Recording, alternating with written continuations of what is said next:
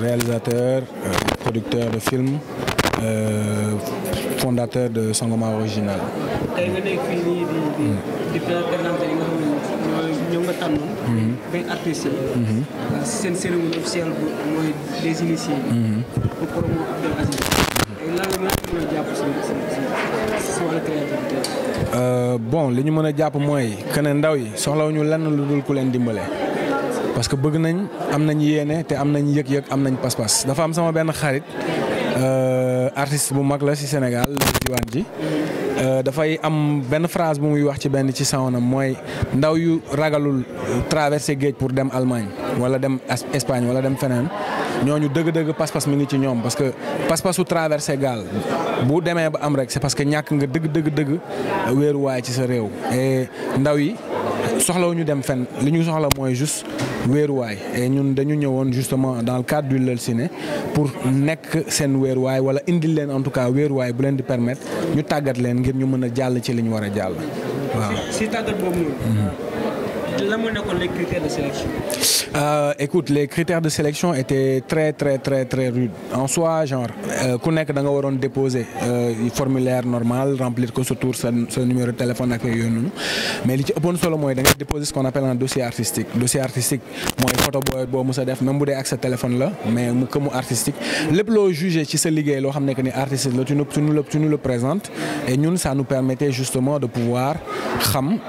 est-ce que nit ki am na potentiel bi amul potentiel bi buñ ko poussé dina dem buñ ko poussul dina dem et c'est comme ça qu'on a sélectionné en sachant que 10 places lañ amoon pour góor yi 10 places lañ amoon pour jigéen ñi te ci 10 places yooyu am na ci benn Gambie frontière la un Gambie international la donc pour man ñoom ñëpp film yëpp ils ont un vrai potentiel que mu nekk pour ñaari documentaires yi que mu nekk pour ñaari fiction yi maintenant film bu nekk dafay am public am parce que un film n'est jamais tout public même si on prétend que film mun na nekk tout public film yi mën a toucher ñu bëri mais du tax ñëpp di ko seetaan et donc ça veut dire que ñoom seen film li ma ci gënoon intéressé c'était de voir justement cette variété de possibles. Cette variété de possibles mooy Cheikh Tidiane ak Suzanne ils ont fait deux documentaires sur la jeunesse mais seen angle de traitement ça n'a rien à voir kii mi ngi wax ci jeunes yi nga xam ne ils parlent de leur rapport en tout cas à l'argent dans Franc Jeu et de l'autre côté Suzanne pose le regard sur les ferrailleurs recycleurs justement qui travaillent incessamment pour mën a dimbale seen njaboot. Pendant ce temps en fiction tu as Ngoné qui te fait Silence, un film qui parle de viol mais pour cette fois on a un protagoniste homme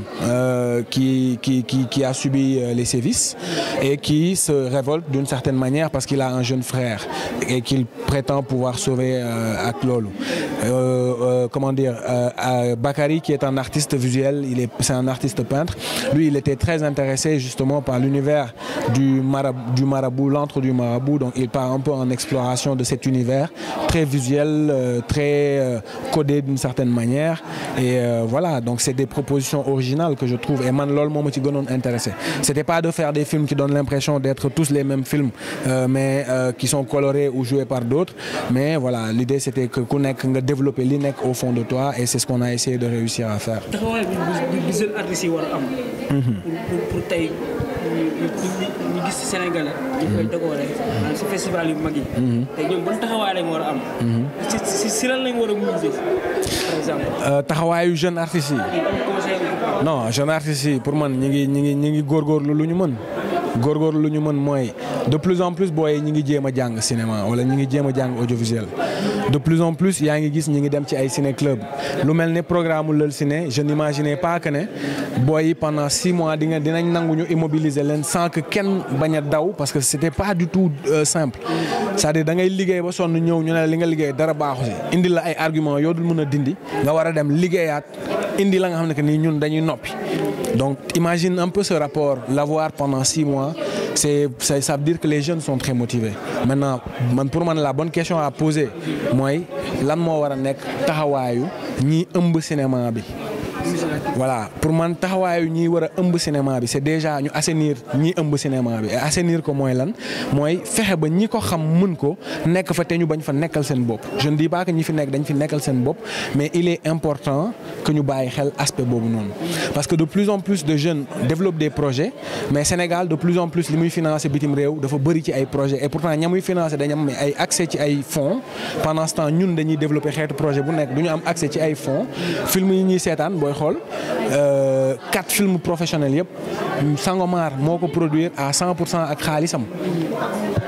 parce que partenaires yi ils ont aidé à financer la formation mais bi mu desee lu dul def ci li ci war pour booy am seen premier film déposer nañ fi ñu war a déposer mais kenn suivrul peut-être que dinañ suivre plus tard parce que xëy na réew mi ni mu demee la mais même suivre plus tard boobu je trouve que c'est insensé parce que nit feebar bay waaj a dee nga ne ah mën naa laa faj fajoo ko mu dem ba xam nga yàlla suturaal ko mu wér nga ñëw ne ko léegi garaawul dinaa la rembourser li nga fajoo pour man c'est une connerie et très sincèrement il faut pas qu'on reste dans ça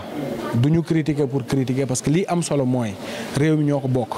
ñun amoon nañ ay possibilité wu toog bitim réew proposé nañ ñu fa lu nekk ñu ñëw suñu réew di galérer moo ñu gënal ñu nekk ci opulence bitim réew parce que suñu ndaw réew moo ñu soxla ñun loolu moo ñu taxoon ñoom voilà merci beaucoup. Pape Seck Abdoulaye Pape Abdoulaye Seck. Yes. Composé en fonction film bi nu muy message bu muy lancé en général benn bi monde bambara la malien yi lay kii parce que ki ko tourné réalisateur bi ko bind moom bambara la te moom style malien yi la bëgg bi l'autre film mooy kii la nu mu tuddati Silence parce que dafa nekk film boo xam ne day lancer message donc dama ko composé ci style musique boo xam ne dina toucher dina capter spectateur bi ku koy seetaan dina la capter di nga mën a dund émotion film bi. L'autre film documentaire bi nag ça parle de carte xaalis yëpp musique bi style acoustique laa ko xaw a doore style guitare moom laa ko def ak style Afrique mu xaw a symboliser suñu Afrique parce que moom lañ bëgg a kii wane ak image yu lël bi tamit. ana ban taxawaay bu war a am si yéen ñi nga xam ne yéen bon état bi li ma gis ay mooy juste mu jàppale kii jeunes yi rek surtout si domaine culture bi. war na ci def ay jéego quoi man si sama gis-gis parce que Sénégal bi dama gis na manqué na beaucoup de choses te li ma gën a poussé sax ma dugg ci musique bi parce que loolu bokk na ci parce que dama gis ne dafa manqué ay infrastructure côté musique bi ak côté culturel bi te état bi loolu war na ci mën a def dara war na mu teg ci loxo comme ça dina mën a wàññi sax chômage bi parce que la plupart soo xoolee jeunes yi léegi ñu ngi ci musique bi soit ñu ngi ci cinéma bi soit ñu ngi ci théâtre bi donc te théâtre bi am na solo trop ak cinéma bi parce que day lancer message te tamit day sensibiliser donc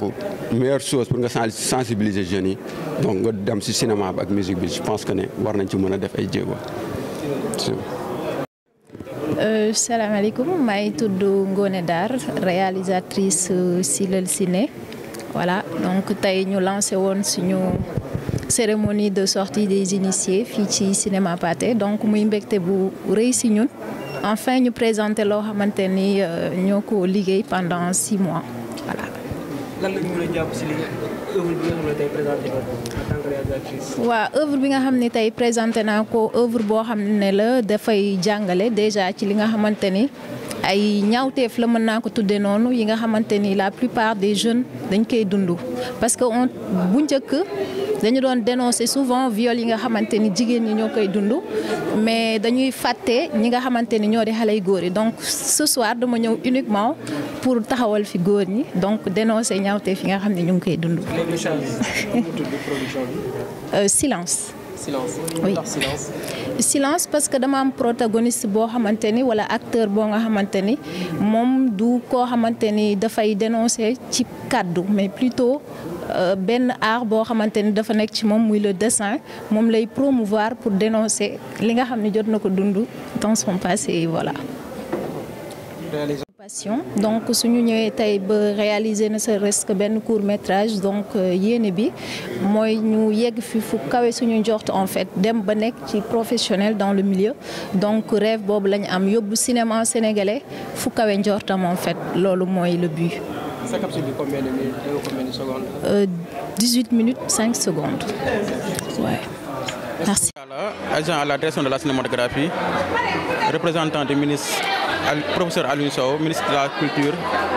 et du département des Sud empêché. Actuellement, il est à Kaffrine dans le cadre de la clôture du FESNAC. Ok, la quintessence c'est quoi? Aujourd'hui, nous sommes là pour non seulement la sortie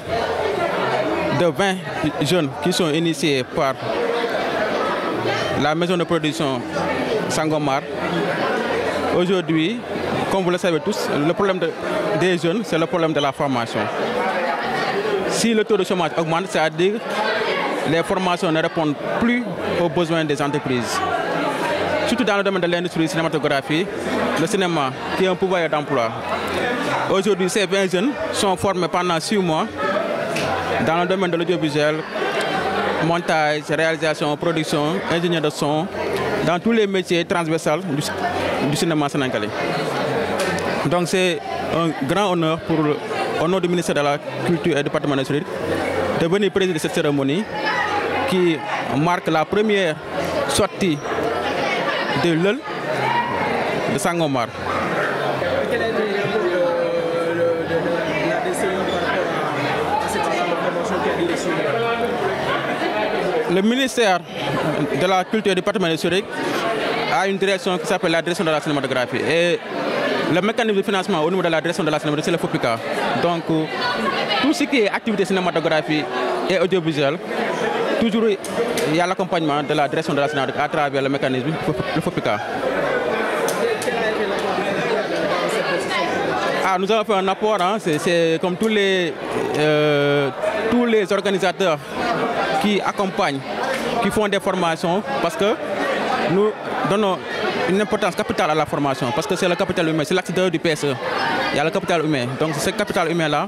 c'est qui permet aujourd'hui de former 20 jeunes dans le domaine de la du cinéma et de l'audiovisuel. Voilà.